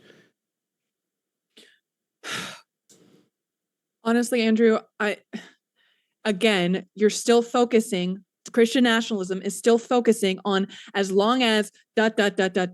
nuclear family, as long as you fit into this conformed box and these specific beliefs and this ideology, then everything's going to be okay. And that is not rational. You're making the same argument. No. I let you talk. But you're making the same argument. I let you talk that whole time. Same Can you argument. have some professionalism? Yeah, go ahead. I'm sorry. No. I'm sorry. Did I interrupt your interruption? But anyway, go ahead. Go ahead. The entire premise of what I was saying is that until we solve everyone's basic needs, that doesn't matter whether or not we believe in a God and whether we want a nuclear family at all, okay? Because you're making all of these claims about what will actually fix society, and that's not even touching the actual problems in the first place. It's not social degeneracy, which you haven't even defined. I'm not asking you to, but the reality is we are not talking about whether or not someone should believe in God or not, whether or not a nuclear family is okay, or whether or not whatever, your nuclear family, it's not going to work. It's not going to work as the ultimate propaganda. That's not going to work to bring everyone collectively together unless you're just straight up talking about manipulation and coercion. But you're living in a false world if you think everyone's just going to fall in line with that. So I'm living more in reality by saying, we don't need to start with that. We are not, top down doesn't work. We need to start from the bottom up and say, hey, everyone good here as far as like food, basic needs, etc. Okay, now we can talk about, let's have all these fun philosophical discussions about what's in the sky. That's fine. But you literally said it's about a top down. We need the government to be able to tell us what is true. And I'm saying, no, we need to tell the government what to do. Didn't say that. That's really the Not only did I not say we need the government to tell us what's true. You're talking about... But I not only didn't say that, right? And you're putting words in my mouth. But no, what I said the only thing which would even be capable of challenging a system in the way that you're talking about would be a unison of social system, whatever system. Doesn't matter what system you have. The social cohesion, you would need social cohesion. You ain't got it. And stop, relax. So just let you go through your whole spiel. Not only is it, but let me tell you just how much it is, okay? How insane your take is. Here's the things that most people in the United States actually have. Shelter, food, and water. Almost everybody here has that. Almost every human being here right now, as we speak, has access to those things. Here's what they don't have access to, and it's fast becoming a majority. A dad in the home. They don't have access to that. Here's a lot of the things they don't have access to. Having grandparents that they can go to that aren't split across the board. Here's what they don't have. An intact family unit. That's fast becoming a majority.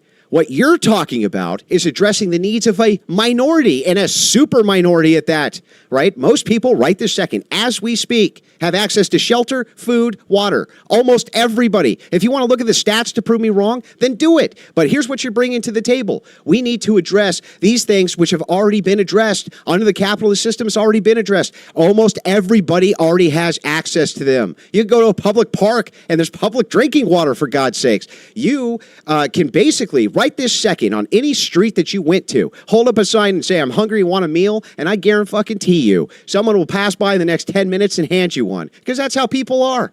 And what's really funny about all this is, like, you're only addressing this really minute, small sect of the United States, and I'm trying to address these much larger problems of access. You want to talk about inequality? Let me tell you about inequality. Inequality is if I'm at home and you come from an intact family, from me and wifey, your chances of doing better than the kid down the street whose mom divorced daddy because she wanted to go suck the neighbor's cock, right? Your chances at life significantly increase just because you're coming from an intact home. That's the truth. What you're proposing is what? That the government hands people fucking soup? What do you want them to even do here about this infinitesimal problem? What? It's not infinitesimal. People are struggling more in the job market. The housing market is increasing, and a lot of real economic anxieties are pushing people toward these radical, polarized opposite ends of every ideological spectrum we have. You honestly cannot deny that that is happening.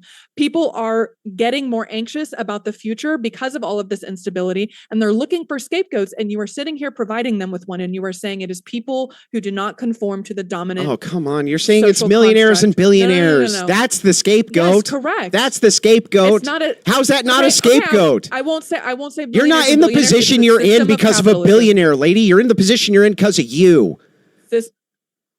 Whatever position you find yourself in, 90% of people, the positions that they find themselves in life aren't because of millionaires and billionaires. It's because of their own fucking stupid decisions. That's the truth. I've heard you talk about rights before. Yeah. Can you tell me a little bit about why you think that the quote unquote secular left is so obsessed with just having, I don't know how you say it, but like, well, they just want rights to do whatever they want, and it's not about duty, and it's not about because they don't care. Responsibility. Yes, I can dive into that. Yes. So when you are talking about forms of rights, right, there's no such thing as rights. What we're really talking about is access to force. That's what you're talking about, too. You just don't know it. But everything that you're propagating here, we need to collectively do X. What do you do with the people who don't collectivize and resist X? Well, you're going to have to use force.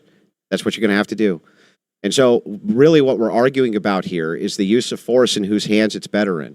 Is the use of force better in the hands of Christian ethicists, or is the use of force better in the hands of abortionists and degenerates? That's what we're asking. And ultimately, that's all we're ever asking. You don't have a right to do anything except what the guy with the barrel of a gun tells you have a right to do. And that's the case, and it's been the case for all of human history. We like to forget that that's the case, but it is in fact the case.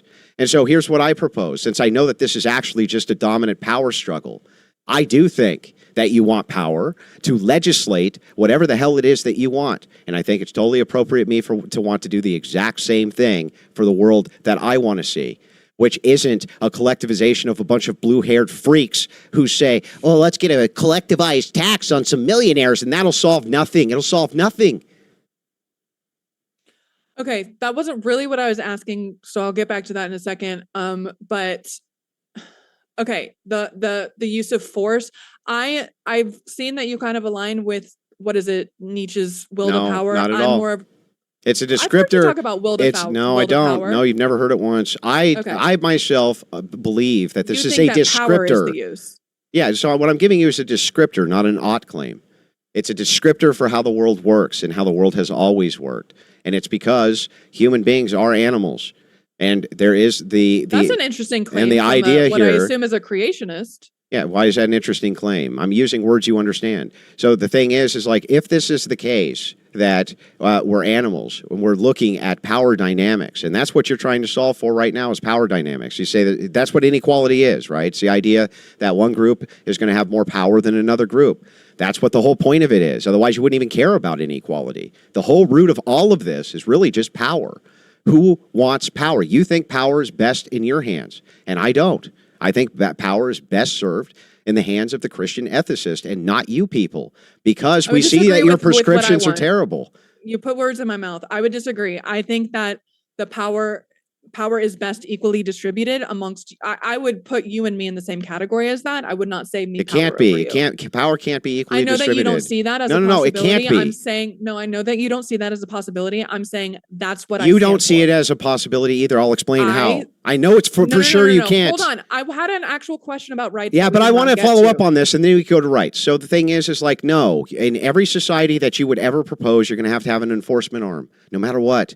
And if you're going to have an enforcement arm, and you're going to have an enforcement arm, there's no society you can propose to me right now that doesn't have an enforcement arm. If that's the case, they're going to necessarily have to be imbued with power to enforce the things that you want. You can't, and I'll tell you what, if I'm wrong, give me a single society that doesn't require enforcement. Again, the difference between you and me is you keep saying that they are combative, and I think that there is room for Christianity under secularism. There's not room for atheists under Christian nationalism. Prove That's it. the difference between Prove you it. and Well, Chief. why? You're here right now, and you just said that we're all Christians in charge. So what are you talking about? That contradicts your whole position. You just said that the That's not what entire you're talking United about. States, the No, entire United you States is want- already Christian nationalist, and you're here right now as secularist. You're not in prison, so you just lied. And you're very So you just clearly lied. trying to not include me in positions of decision making. You're very clearly not trying to include me. That's not saying you can't because exist.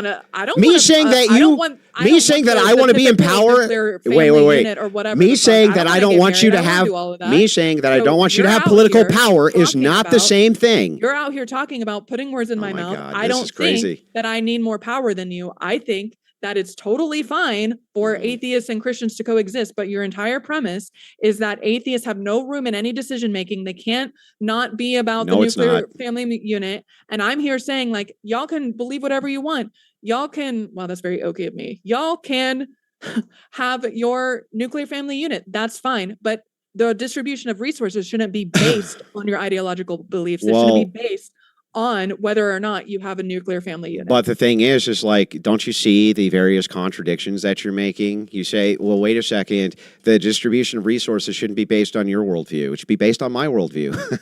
The various, hang on, chill out. I know it's a difficult It's my concept to turn. It's my understand. turn. I totally Calm understand it's down. tricky, Calm down. But My to turn. be clear, that's not what I said. My turn. I just let you finish. Calm down.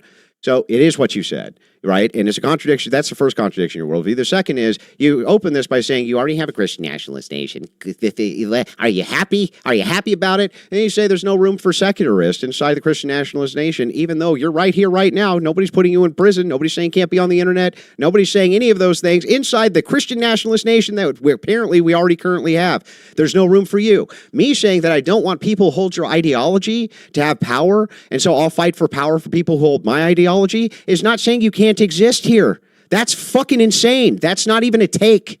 That's not even a take. It just is babble. It doesn't mean anything. What are you talking about? Me saying I get to have power if you get to have power, and I'm going to fight for my side to have it, is not saying there's no room for you. And if it was, you'd be saying the same thing. I want to fight for power so Christian nationalists don't have it, would be the same thing as you saying that means that you're not included in our secular society. Do you see how insane that is? But you're still trying to pit us to get against each other, and I'm still We are pushing pitted back against each against other. that. I don't think so. I think that we have, or at least I would hope that you care about the viewers having their basic needs met, and them not having economic anxiety about the future, and them having meaningful, fulfilling participation in society. I hope that's what you care about. Yeah, I guess I don't want to put words in your mouth, but I'm pretty sure that not we're the way aligned that about that. no, so I don't think we are understand that aligned we about might that. I'm pretty sure maybe we have different ways to go about it. That feels weird to say, but What's the I'm word out here accountability mean to focusing. you? What does that word mean? Accountability. No, if we're gonna switch gears, can we go back to rights? Okay. Okay, let's go back to Rights.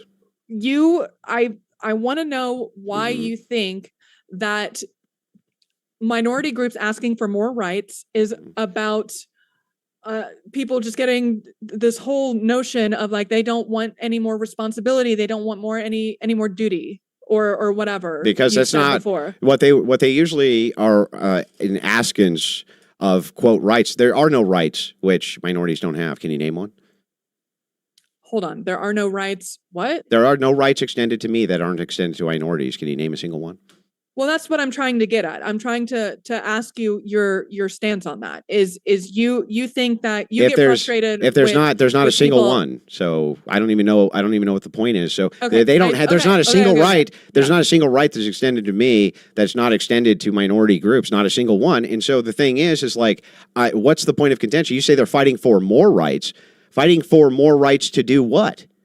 What? So To abort their fair. kids, right? To abort Fair. their kids? To abort their kids? That's what they're usually fighting for the right for? To abort their kids. That, again, going back, tying this back into the conversation about power, Yeah. I think that and all of these initial social rights movements are not so much about, hey, we'd like to rather do whatever we want, and more about like, hey, there's been too much power, kind of like what you're talking about with Christians supposedly being taken over by secular leftism or whatever. Yeah. Well, okay, maybe we have an olive branch here, actually. Hold on. Go ahead. What? No. Oh, an olive branch. Yeah, I think maybe we have an olive branch here, right? So I do think that the justification for most of the, quote, rights movements of feminism and things like that has been, their justification is that there's unequal distribution of power. So the olive branch to you is, I think that is how they justify that.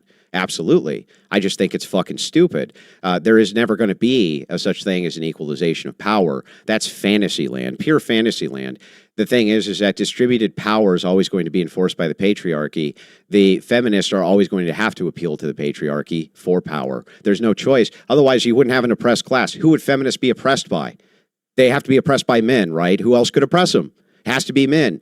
It's like, why you say I divide, I think it's the opposite. I think you guys divide. I think you're always looking for the oppressor-oppressed class, and you divide between them so that you can pit what you consider the oppressed against the oppressor, which is exactly how Marx had it, right? The proletariat and the bourgeoisie. The proletariat's being oppressed by the bourgeoisie. You need to collectivize. Fair. You need to overthrow them, just like they did the Tsar when they shot Tsar Nicholas and killed him. The Marxists did, and killed all the Orthodox Christians. They were really trying to make sure we could live together, weren't they? Okay, the olive branches. That's fair. If we're going to talk about, there is always going to be at least some level of unequal distribution of power. I think that, again, this goes back to, you're pitting it between two different ideologies, and I'm trying to pit it from people. Yeah, you're trying to use class. Level. Correct. Yeah, correct. Yeah, so the idea, that's fair. Yeah, so but here's the threshold breaker, and this is why it's really important that you hear what I'm about to say to you, because it could change your life. I doubt it will, but it could.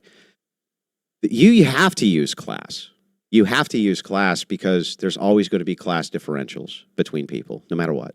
No matter what. Hang on. Patriarchy would always exist. Hang on, I'll explain. The truth is, some people are born smart, and some people are born dumb. Some people are born tall, some people are born short, right? And that's going to lead to unique advantages that some people will always have, no matter how you try to compensate it with whatever system you try to compensate it with. And so power is necessarily always going to be distributed to a few. Always, no matter what. And there's nothing you can do about it. That's how power is always going to be distributed, because some people are really smart and they can accumulate it to themselves. And a lot of people are really fucking dumb and they actually want to be ruled. And this is where you people get everything wrong. A lot of people actually want to be ruled. They want things to just work and they go about their day and they don't have to pay attention to nothing. They prefer that. And the thing is like, until we can ever get into the progressive into your guys' head, till we can beat it into your head, that many people's preference is just that they go about their day and they're not bothered. That's it. They don't want anything to do with any of these systems. They don't care about it at all. It's not necessary. They actually want to be ruled. There's people who like having bosses. They like the structure of that, right? They're not radicals. It's not important to them, right? And when you're talking about the reason, that's why you have to use class. You always have to say you're oppressed because of your class. You're oppressed, you're oppressed, you're oppressed. That's how you whip up the mob. The distinction here is that I'm not saying that you're oppressed by people because they're in powerful positions and you're not. That's your guys' take. Okay, so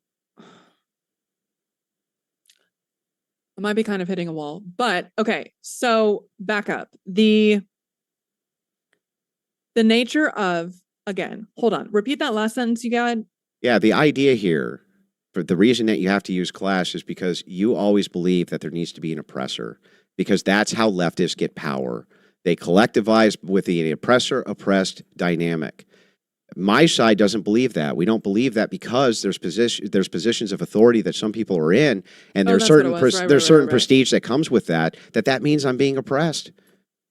I think that I have a little bit more respect for the everyday person, and I don't think everyone's stupid. I don't think there are a lot of dumb people out there. Stupid. That's not what I'm saying. You actually said that. No, you said a lot of people are dumb. You said that. Do you disagree with that statement? I do disagree with that statement. So you think that most people are smart? I think everyone has full. Yeah, I think most people.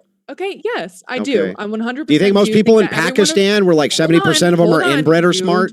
You had everything you were saying. Go ahead. I'm responding to what you were Yeah. saying. I'm giving you the Okay. respect of that. Go ahead. So I think that I don't think that everyone or most people are dumb. I don't think that. I think that I have the respect of people to make the decisions for their own lives. And you're right. That does include like, hey, maybe they like structure. Maybe they like having a little bit of the ability to, so the ability to walk around their lives and not have to worry about all of this class oppression, all of this stuff is not going to come when they're being told what to do. Actually, paradoxically, the ability for them to live through their lives and deal with whatever they want to deal with and have fun with their friends and spend time with their family and all of that is not about someone at the top telling them what to do. It's about on the horizontal level, their basic needs are met, period. Then tell me this. That's when they're not in survival mode, they're able to go out there and do all of those things. Can you help me? Maybe they want more structure. Can you help me understand they want something? a little bit more freedom. But at the system that I'm talking about serves their needs no matter what. Yeah. It doesn't matter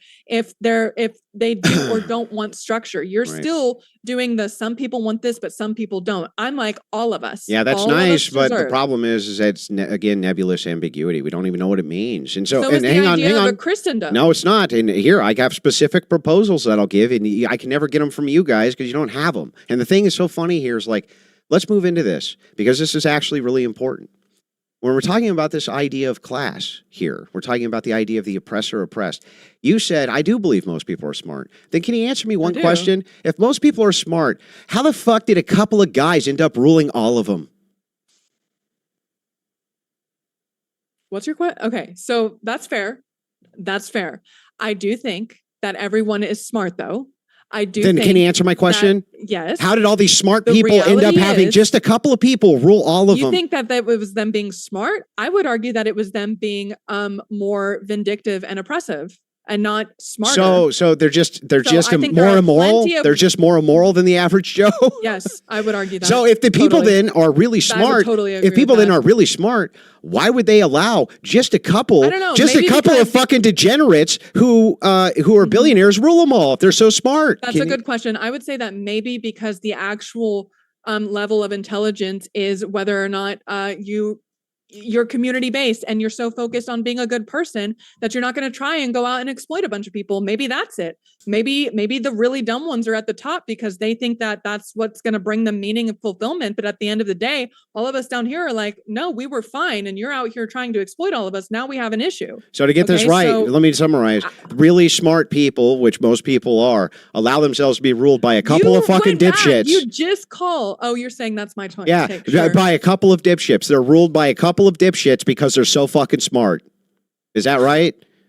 I'm saying that you don't get into those positions of power by being what I would say even most Christians would say ethically minded. Honestly, maybe you disagree with that. Maybe that is the most ethical manifestation of Christian values. I don't know. They get put in those positions of power. Well, now let me tell you how they actually got there, because you didn't give me an answer. You just said, well, it's because smart people. I was talking and then you interrupted me. Okay, go ahead. Give me an actual answer and explain the phenomenon of how it is that 300 million people are ruled by a couple of fucking billionaires if they're so smart. Because first of all, it's not just these two billionaires. There's been an entire generations upon generations of a system working, which way back when started with, guess what? The unequal distribution of resources. And this has been built on over and over and over again. How come these smart people didn't stop it? People don't, because they were not, why would the everyday person who I think because they're smart. They're smart. Stop, who I think is a good, kind-hearted community member focused on being of service to everyone else. That's their focus. That's the good people that I think even support you, Andrew. Mm-hmm. That's who I think people are. You're out here calling your own fans dumb. Hardly. First of all. Not the opposite, in fact. So let me explain. I'll go ahead and explain to you how this actually works. Okay. When you're done. Your point earlier was that everyone's dumb, so they want order. People who align with Christian nationalism are the ones who are professing that the most. So you're calling the participants of of Christian nationalists, the ones who are dumb and therefore want order, the dumbest. That's the logic of your argument. No, the logic here is actually the opposite. So I'm about to explain to you how people actually get into positions of power and authority, because you clearly don't know, or you wouldn't have given me a dipshit answer like, because everyone else was just running around being way too moral to pay any attention. Dumbest thing I ever heard. Well, actually, you know what? That might be the single dumbest thing I've ever heard from anybody ever. And let me just walk you through it so that you understand, right? The way that people get into positions of authority and power is because they're imbued with them. They're imbued with them from a people group. And do you know how I know that that's the case? Because at any time we want, we can collectively kill every single person in authority, and there's nothing they could do about it. And we don't. And it's not because of a control grid-based system that's set up. It's because we imbue people to take care of shit we don't want to deal with. We imbue them to take care of the roads, and we imbue them to take care of the power lines, and we imbue them to take care of all the little government oversights and paperwork and shit we don't want to deal with, and foreign diplomats, and we imbue them to take care of trade deals. We imbue them with the authority to do that so that we don't have to, because that's what fucking smart people do. They take details, right, and they give them to people to take care of those on their behalf, right? Not because of immorality or morality. Your government is the reflection of the moral fabric of the social order that you live in. And if you hate your government and you think that they're decadent and immoral, that's because the population has become decadent and immoral. And it's always a reflection thereof, going all the way back to Rome. Which I would blame on capitalism. So I feel like we're Roman capitalism. A bit of an agreement on that, on the nature of capitalism that thrives on the value system of profit over people and exploits greed and uses greed to exploit all of these differences amongst all of us. So we're so totally distracted, which is why I think Christian nationalism is bad for America. I do think I'm kind of hitting a wall. Well, I mean, we normally go to Q&A. I don't know. Okay, cool. I would like to finish the debate where I feel like we're right at the end, and I have a couple of questions for you. Okay, we can wrap it up. When it comes to this view. So the thing is like, I actually don't understand how you can make a case at this point in the debate that what you're not actually, because you remember, you didn't refute anything I just said about power, the distribution of power, human behavior, how it works. No, you didn't. How is it ultimately that what you're arguing for right now isn't the collectivized power of force to enforce what you want to see in society? How are you going to do this absent enforcement for your view? How? I never said absent of enforcement. I said that the power be evenly distributed amongst all of us, and we all collectively decide together X, Y, and Z, which is the point of a democracy in the first place. But power can't be equally distributed. My understanding is that you're not. I don't know if you're like pro-democracy, but that's the point of democracy, right? So I did not say that no, power is never going to be unequally distributed. I said that on our level, if we're talking about all of the actual anxieties that everyday people are living through, it's not about the power between the right and the left. I think that's a total distraction. Yeah, but I don't understand the view. I just want to make sure I understand the view. So here's what I don't get. You keep on saying that you want power to be equally distributed. But really, it's resources. Resources are. I agree. Resources is power. Sure. Okay. Yeah. Okay. So that's what I mean. Is resources equally distributed? So you would rather? I just want to make sure I got this right. You'd rather see everybody here than see some people here and some people there. If you had to choose, I just want to make sure. Stop. I just want to make sure. I want to make sure it's not like that for the average person. It's not. Hang on. Stop. I would rather it be here. Let me ask the fucking question before you start answering it. But it's not fair. Let us assume for a second, okay, that when we create this distribution, you have people who are here and people who are here, okay? That's where they are. Now, in this distribution, would you rather see people here, right? Here. Or would you rather see them there? So if you have some people who have a lot more than these people here do, right? Just some more than they do. Would you still rather see that there? Okay. You're saying so some people just have slightly more than these people. Would you still rather see it there? Yes. Yes. That's the point. Yes. So the thing is that when you get to that, Does that mean that we all live in the same houses, like commie blocks? Okay, so that's fair. So I do think there is a bit of a utopia nature to a lot of that perfectly equal distribution. Fair. However, I'm asking honestly. Hold on. Would you rather see I'm trying to commie be blocks honest. than a guy like me have like a nice big house? Would you rather see commie blocks than that? I would rather. Here's my argument. Here's my actual argument. We're here. Can you see that? Okay. Yeah. We're here. Yeah. I would totally much rather us just get to here. Mhm. Okay. But we're so far here. And that is why people are experiencing so much anxiety, fueled by, guess what? The unchecked proliferation of these social media algorithms that don't care about whether or not we're addicted to our phones or addicted to content or whatever. They care about making as much money as possible through ads. Okay. I mean, look at us. So I think that. Not again, me. Sure. I'm okay with. I'm not concerned about ads. I'm okay with people being here because it's much better than here to answer that question. Sure. Yeah. I So don't live in some fictitious reality in which I think then we all get. But don't we get commie blocks? Christian Nationalism. But how is that not commie blocks? No, that's such a jump. That's such a jump, and it's totally not. Well, how is it even not though? If we all have exactly the same and an equal distribution, then said, everybody's can going to we get get here. How Can we get then? If I here? have a house that has 200 square foot more than a guy who has, I have 1,000 square feet. He has 800, right? Going back to. If that's the case, do you take the 200 square feet and give it to somebody else, right? Isn't that how that would work? I really want you to answer the questions I'm asking you. I am. Yes or just yes or no? Yes or no? They're not loaded. They're not loaded. Yes or no? Is it the case that if I had a 1,000-foot house in your utopia, some other guy had an 800-foot house, that I would need to lose 200 square feet on my house? Is that the case? Yes or no? Andrew, I'm not answering it. I know. I'm not answering I it because know. you're doing this jump. That's not fair. I'm talking about this. And you're trying to be like, but what about this utopia? I told you earlier. Because the answer is yes, right? The answer is yes. Let me Isn't talk the a answer little bit. actually, you didn't answer the question, yes or no? Are you going to, this is like me asking you, are you going to force everyone to believe in Christianity? No. No.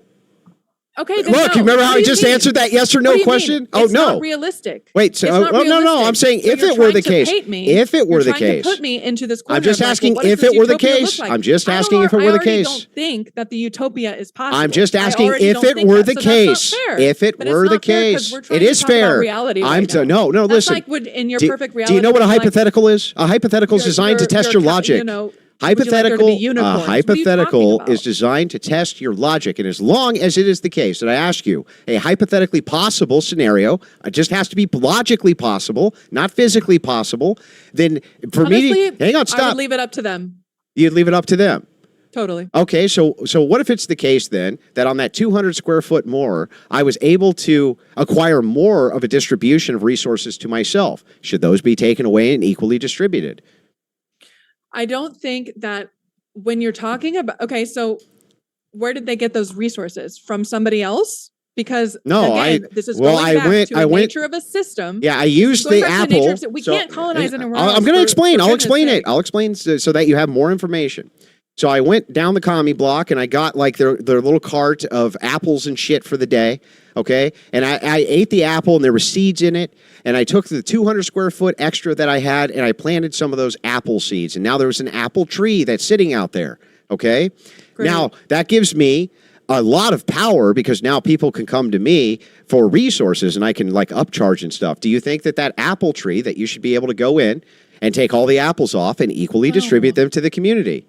No. Okay, well then what you're saying then makes no sense because ultimately all that it would ever require is a single innovation for me to begin to gather more resources to myself than the community has, thus putting myself in a much better leveraging bargaining system for capitalism, baby. That's the only way it can be done. It's the only way it can be done. It sounds like, again, you still don't have enough trust in people to have these fair decisions made amongst their own community members, and I do. Yeah, so really you trust 18-year-olds to run your life? You trust 18-year-olds to vote on what's good for your future? Really? Okay, I don't. I would raise the voting age. I'd raise the voting age to 25. You yeah. are out here thinking that everyone else is or what did you say? Most people. Do you trust 18-year-olds to vote? Really? Do you think most people are dumb? I think that most people at 18 are dumb. Well, earlier you said you think most people are dumb. I do think that generally speaking, that when you compare them to the average of the people who are on top when it comes to power distribution, yeah, they're dumb. Generally, that's true. I would argue that the difference between them is actually kind of what Christian nationalists seem to care about most, which is morality. No, that's not the distinction. There's people there's people who are in government who are very moral. There's people who are in leadership positions who are very moral people. What do you mean? Yeah, like this. What do you mean that's crazy? Have you ever worked for a boss that has hundreds of employees, but he's a very decent person? Of course you have. So it's millions of other people. No, that's not fair. It is. It's an equal. Not the same. Yes, it's a distribution of power. Yes, as a multi-billionaire. People who are in authority are generally smarter than the average person. Yes, it is true. I don't know why you don't like that fact, but the thing is, the reason that guy has 300 employees is because he's usually smarter than the 300 employees. Yeah, most people are not dumb. I stand by that totally. Really? So, like, do you think most people in Pakistan are dumb? I don't think that most people are dumb. That's not what I asked you. Do you think most people in Pakistan are dumb? No. Even though 70% of them are like inbred? I think that what's interesting, and I'd be curious about why you think that there is a direct correlation between the lack of literacy and the lack of education in red states. I mean, if you really want to talk about education, because that's where the most amount of. I'll tell you, it's because they're dumb. No, I'll tell you. I'll tell you exactly why. Because I think it's because that they are directly attacked. Their communities are directly attacked. No. And they are kept poor so that they are more easily manipulated. Nope, that's not what happens. It's because it has the highest distribution of post-slavery. That's why. The red states that you're talking about, like Mississippi, have the highest concentration of black people in the entire world, and so do all of the red states that you point to that have the worst educational standards. Right, all of them you're going to find universally are around people who are post-Civil War slaves or ancestry with post-Civil War slaves. That's why it's not even hard. It's not even hard. But you're missing the dominant force in those red states, which is mainly white Protestants. So that argument, I don't think really stands up, especially white Protestants aren't stopping them. White Protestants aren't stopping them from doing anything. They're not stopping them from doing fucking anything. Nothing now. Nothing. There's no barriers. They're the largest voting bloc. Yeah. What? What are? The in red states, the largest voting bloc are white Protestants. Yeah, but that has no bearing on what we're talking about. Nobody's stopping minorities from having good test scores. Nobody. I didn't bring up minorities. But that is the case. All of those states that you're talking about have the largest distribution. See, it's okay. Okay, they have the largest distribution of minorities. That's why. The largest voting bloc is still white Protestants who are also undereducated and low literacy. I know they're not. You're trying to redirect No, they're not. No, they're not. Look, the white Protestants in those same states you're going to find are on par with the averages for the rest of the country. They're on par with the highest educational averages with the rest of the. Yes, it is always the case. You can go through and do the distribution by distribution. What do you think? The entire ideology of intersectionality was designed specifically to study that problem. Because it was intersectional, right? They didn't understand. Why is it that black kids can't perform like white kids do? They didn't understand why. The entire point of intersectionality was they didn't understand why that was going on. It's not even up for debate. It is in fact the case. And it's not racist to say. It's just a fact. That's what's going on in reality. That's not the origin of intersectionality, but I understand where you're going with it. It is too the origin of intersectionality. The origin of intersectionality was a sociologist, which I know you don't take trying to study what seriously. He was trying to study what he was understanding that the civil rights movement wasn't serving women and the white suffragist movement wasn't serving black people. Oh no! And that's not how intersectionality was popularized. You're going back to you don't take sociology seriously. I don't. This is kind of hard. Yeah, so why are we? Yeah, this not is at all. Probably not. We can't even go anywhere. But I do take numbers seriously. So the thing is like I can still take test scores seriously. The basis of sociology. No. Okay. That's the basis of scientific and mathematical formulas. Sociology is designed to interpret that data. That's what they're doing. They're trying to interpret the human element. That's the sociological element, not the scientific element of just crunching the numbers, lady. Yeah, I'm not going to sit here. I mean, like, me trying to debate whether or not sociology and psychology are pseudoscience according to your interpretation is going to be Well, the I same mean, they're thing at as least me- soft me con- sciences, right? Me doing the whole thing about Christian beliefs just being mythology. No, it's tales. not even they're close. both- Not even they're close. both the basis of all of our arguments, and so I'm not going to sit here and like do that back and forth. But it is, Because I'm you getting do on agree it's a soft science at least, right? Soft science? Emphasis on the that. S? Social emphasis on the social. Soft? They're social sciences. But you do agree they're soft sciences, not They're hard social science. They're not sciences. hard science. We can at least agree they're not hard sciences. Science relies on the scientific method, which is used in psychology and T- sociology. I'm not doing this. I just I'm not have doing one this last here. question for you, and then we can wrap Is it it. one last question? Just really? one. Just one last one. Can you tell me what the scientific method is? Off the top of your head? Honestly. Like the steps? Yeah. Sure. It's a little bit different depending on where you're looking, Okay. but it's what? Hypothesis. Nope. You already failed. You already failed. All right, Andrew, then I'm sure you're probably, it's probably because you're a scientist. So, okay. We're I think done. engineers are scientists. A lot more scientific than sociologists, but okay. Totally. Yeah. I built robots. Have you ever built a robot? That's very good. Yeah, it is good. That's very good. Yeah. Wow. Yeah, I built robots. I'm Have going you ever to- built a robot? Can you tell me what a solenoid is, science lady? Just tell me what a solenoid That is. is just That's it. big word. Just a That's solenoid. And I'm the retard that cleans drains and Do you know digs what a holes solenoid for is? money. So impressed. You should We're going to say- jump into impressed. the Q&A.